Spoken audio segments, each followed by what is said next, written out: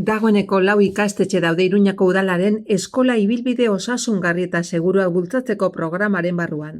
Honako hauek dira, Amaiur ikastola programaren aitzindaria izan zena Sagrado Corazon ikastetxea, Kole Kaminos proiektuari berriro ekin diona eta Buztintxuri eta Bernart Etxepare ikastetxe publikoak, beren proiektu pilotua hasi berri dutenak.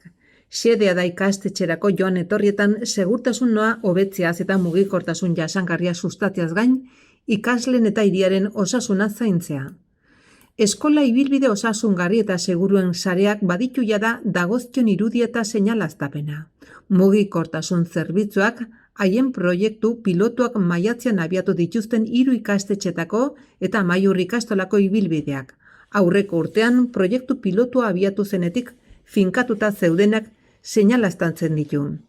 Seinalaztapen vertikala ere fase pilotuan dago eta beraz, behin-behinean hainbat euskarritan eta lehen hezkuntzako ikaslek irakurtzeko moduko altueran jarri da ibilbidea desberdinetan zehar. Seinale horiek jarraitu beharreko noranzkoak, ibilbideen abiapuntuak eta topaguneak adierazten dituzte eta udalaren webgunera bideratzen duen esteka duen QR bat dute proiektuari buruzko informazioa nahi dutenentzako.